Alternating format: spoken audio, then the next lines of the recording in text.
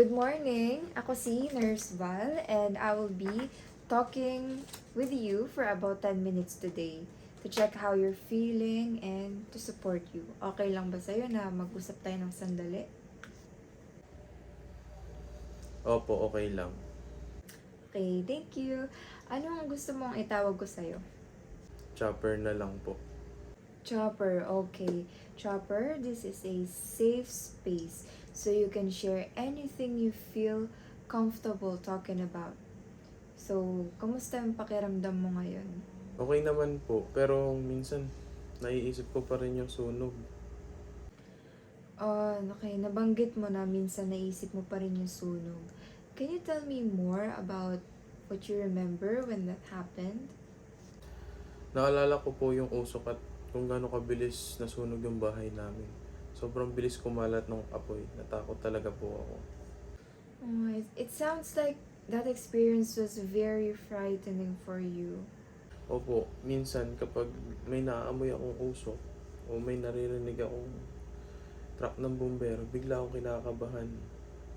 So, kapag may naamoy ka na smoke or may naririnig ka ng mga sirena ng truck ng bombero, parang naaalala mo ulit yung nangyari?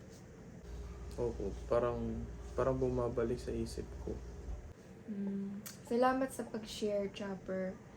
Aside sa fear, may iba ka pa bang nararamdaman kapag naaalala mo yung nangyari?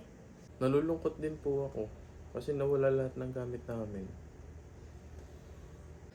That's understandable. Losing your home can really make someone feel sad. Oo nga po. Pero sinusubukan ko lang na mag-move forward. That's a good step. Ano naman yung nakakatulong sa'yo kapag bumabalik yung memories mo?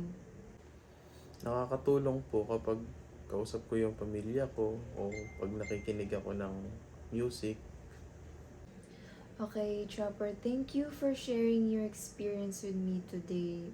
So, napag-usapan na natin yung nakakaramdam ka ng fear and sadness kapag naalala mo yung sunog, and you mentioned that talking with your family and listening to music helps you cope. Opo. Nakakatulong po talaga yan. Those are good coping strategies. Malapit na tayong matapos sa pag-uusap natin today, but we can talk again next time to continue helping you manage these feelings. Sige po. Salamat po. You're welcome, Chopper. I appreciate your openness today.